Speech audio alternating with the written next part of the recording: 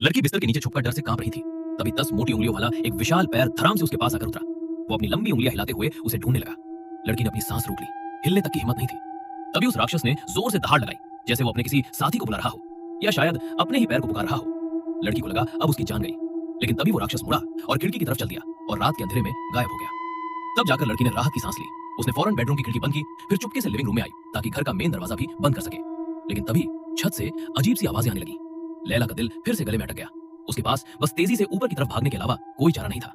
उसे लगा दरवाजा बंद करने के बाद वो सुरक्षित है, लेकिन अचानक घर के सारे इलेक्ट्रॉनिक सामान झिलमिलाने लगे, साथ में कान फाड़ू आवाज भी आने लगी। उसने फौरन प्लग निकाल दिया और आखिरकार सब कुछ शांत हो गया। उसने फोन उठाकर पुलिस बुलाने की कोशिश की, लेकिन वो चुभने वाली आवाज फिर से शुरू हो गई। फ्रिज भी अजीब तरीके से बर्ताव करने लगा और सबसे बुरी बात, राक्षस पहले ही सीढ़ियों तक पहुंच चुका था। मजबूरन वो रसोई में भागकर एक कोने में छुप गई। जो कॉल वो लगा चुकी थी वो भी राक्षस ने काट दी। उसकी तेज सांसों ने उसकी लोकेशन बता दी। फ्रिज फिर से किसी अदृश्य शक्ति के काबू में आ गया और उसे अंदर ही कैद कर दिया। राक्षस धीरे धीरे नजदीक आता जा रहा था। आखिरकार लैला ने उसका असली रूप देख लिया। वो एक बड़ी बड़ी आंखों वाला एलियन था। उसने चीख मारी, पूरी ताकत से राक्षस को धक्का दिया और दरवाजे की तरफ भागी। लेकिन राक्षस ने पहले ही दरवाजे पर कब्जा कर लिया था। वो बेहोश हो गई। होश में आने पर लैला अपने कमरे की तरफ भागी, लेकिन जल्द ही उसे एहसास हुआ कि उसका अपना शरीर उसके काबू में नहीं है। घबराहट में उसने कोई नुकीली चीज उठाई और गलती से ही सही वो एलियन के सिर में जा घुसी। एलियन वहीं ढेर हो गया। ज्यादा डर की वजह से लैला भी बेहोश हो गई। अगली सुबह जब वो उठी, जमीन पर पड़े एलियन को देखकर उसे एहसास हुआ कि कल रात जो कुछ भी हुआ वो सब सच था।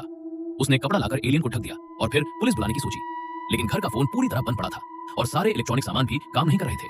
साफ था, ये एलियन बिजली से चलने वाली हर चीज को कंट्रोल कर सकता था।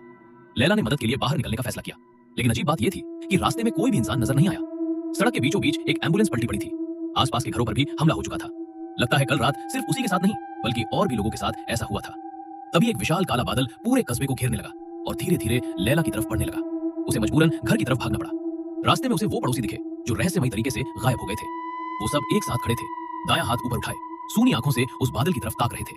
नजारा बेहद डरावना था। तभी एक आदमी ने लैला को देख लिया। उसने एक पल भी नहीं गवाया और वहां से भाग खड़ा हुआ। घर वापस पहुंचकर उसने देखा कि रात को मारा गया एलियन पूरी तरह सड़ चुका था और उसके मुंह से एक घिनौना कीचड़ जैसा तरल बह रहा था, जो एक सीधी लाइन बनाते हुए दरवाजे के बाहर तक जा रहा था, जैसे कुछ अभी अभी उसके मुंह से निकलकर बाहर गया हो। उसने घर रोशन करने के लिए मोमबत्तियां जलाई और 4 बर्तन पानी उबाला, एलियन से आखिरी मुकाबले की तैयारी करते हुए। जैसे ही तैयारी पूरी हुई, बाहर से आवाज आने लगी। फिर एक चमकदार सफेद रोशनी खिड़की को चीरते हुए अंदर आई और मरा हुआ एलियन का शरीर हवा में उठकर किसी रहस्यमयी शक्ति द्वारा बाहर गायब हो गया। उसके तुरंत बाद एक और एलियन आ पहुंचा। उसने बस हाथ हिलाया और मेज उड़कर दूर जा गिरी। यहाँ तक कि लैला के हाथ में मौजूद चाकू भी आसानी से छीन लिया गया। ये देखकर लैला फौरन दूसरी मंजिल की तरफ भागी, लेकिन एलियन चुपचाप उसके पीछे पीछे आ गया। जब तक उसे पता चला तब तक बहुत देर हो चुकी थी।